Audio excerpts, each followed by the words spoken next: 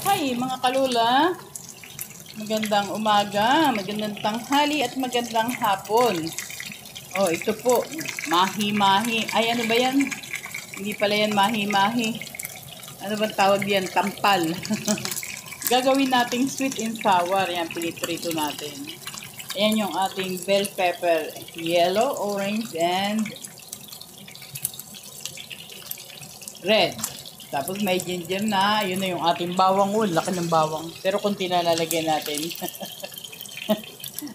Baka mapadami na po. Yan.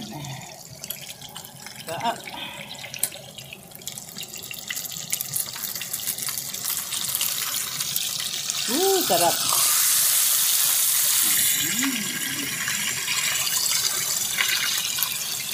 Halibut pala ang tawag dito ay halibut. Halibut fish. Tampal. Ayan. Ang sarap.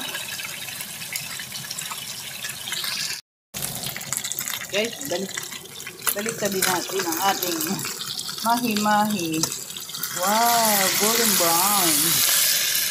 Ayan, golden brown na siya.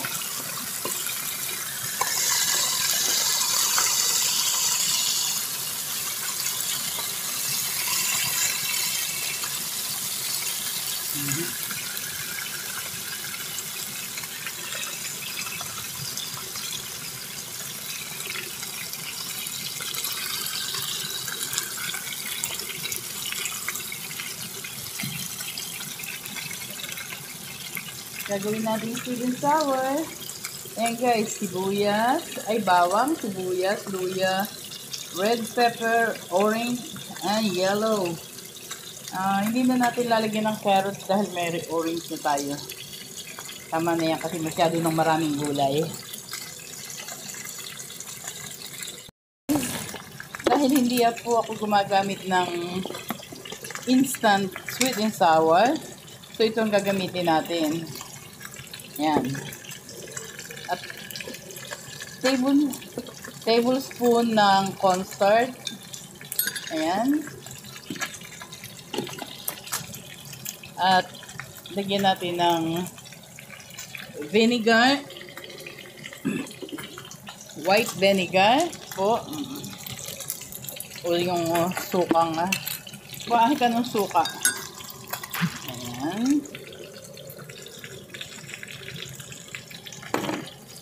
Ayan yung suka.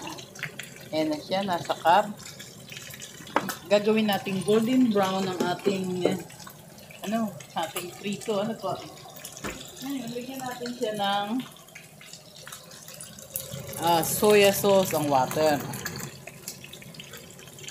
Siguro mga kaunti lang para na hindi masyadong maalat. Ayan. Para medyo mapula siya. Then, lagyan natin siya ng brown sugar. Guys, kukuha tayo ng brown sugar. Ito ay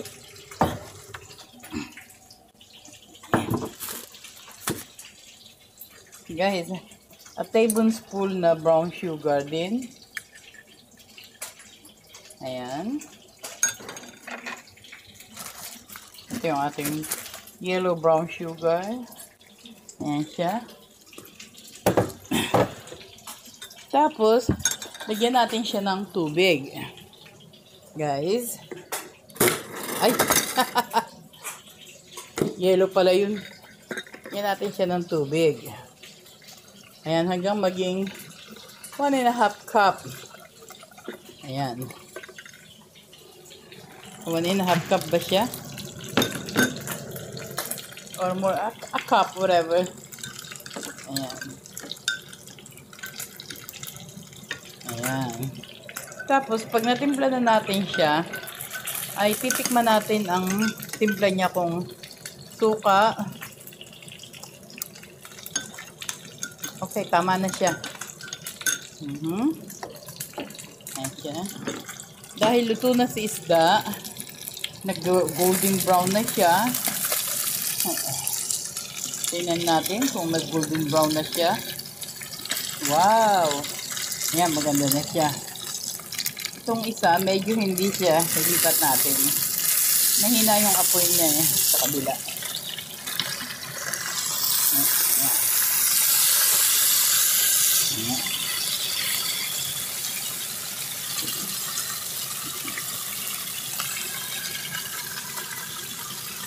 Ganda na po. Mahi-mahi. Ay, hindi. Hindi mahi-mahi yan. Ano ba tawag niyan ulit? Nalimutan ko. Tampal. Halibut. Halibut.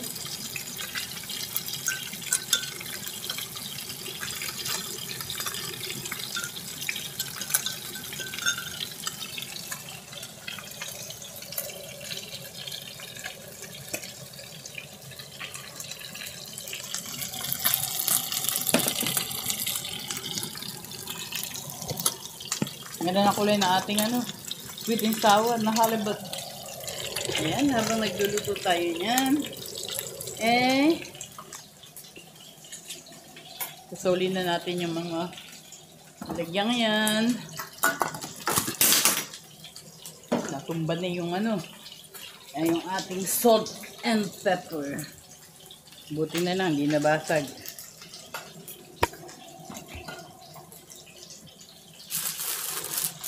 Guys, ang dami namin tinapay. Ayan. Good for 1 week na yan, guys. Pagkain ng mag-anak.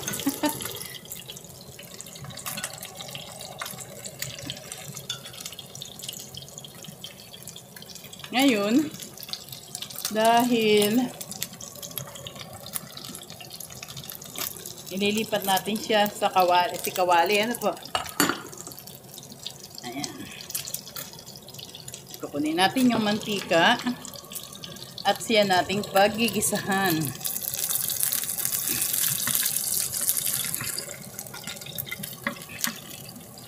Yung pinagprituhan natin ay siya din nating paggigisahan. Ano po? Ayan. Wow, ang ganda.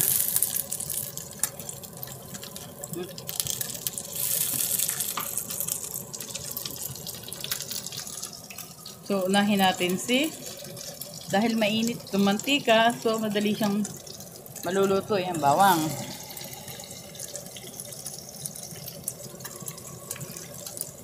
Luya.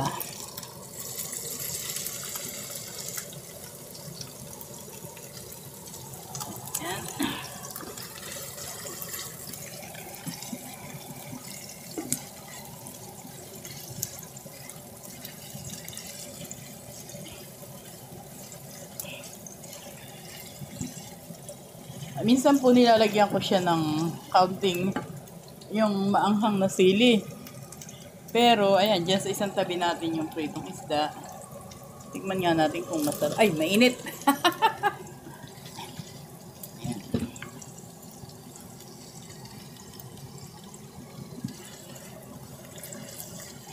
Yeah.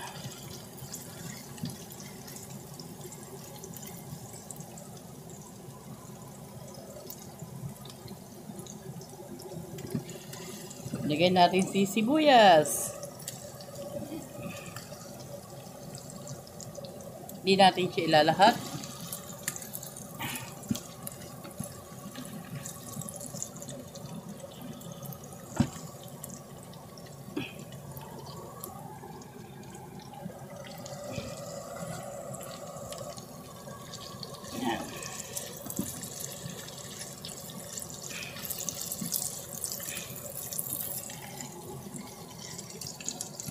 Pasensya na po kasi malakas ang ng exhaust fan.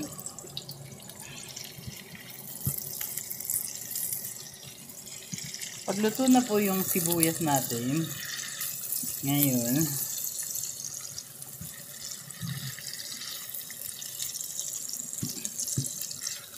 dahil naigisa na natin yung garlic at saka ginger, so itong sibuyas hindi natin lulutuin. Ayan.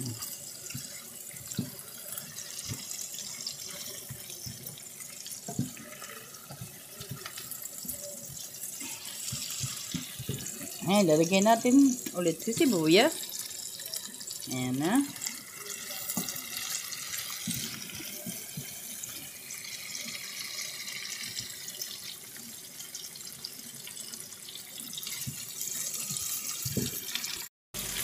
Ayan, ilagay na natin silang lahat dyan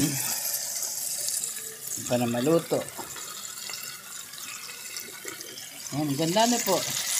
Hindi ko na siya nilagyan ng carrots dahil tatlong kulay na yung ating sili. Plus si Lola, hindi siya mahilig sa carrots.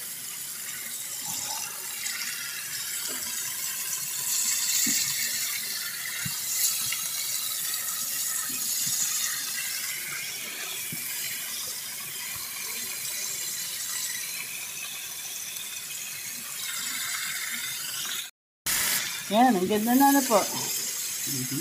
So ngayon, dahil medyo half cook na yung ating bell pepper, lalagyan na natin si sweet and sour suka. Ayan. Dahil natimplahan na natin siya, tama sa anghang, tama sa asin, tama sa asukal, tama sa asim. So, pakuluin lang natin siya dito hanggang maluto. At sweet and sour na siya. Dahil hindi po ako bumibili ng ready-made na sweet and sour. Pwede nyong tapunan siya ng kamatis, fresh na kamatis kung gusto nyo. Dahil si Lola ay hindi pwede ng maraming kamatis at mataas ang kanyang acid. So, ganito. Tama na yung suka. Ayan. So, parang nagiging pickle siya. Hindi pa ba? Ayan. Tikman nga natin kung ano na lasa ng kanyang sabaw na sweet and sour.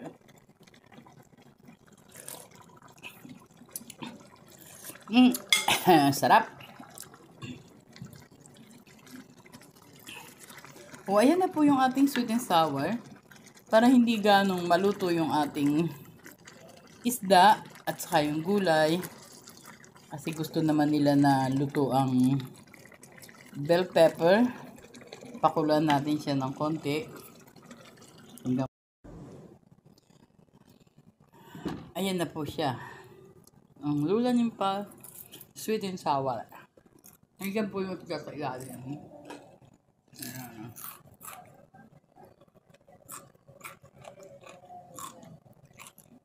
Kain na po tayo.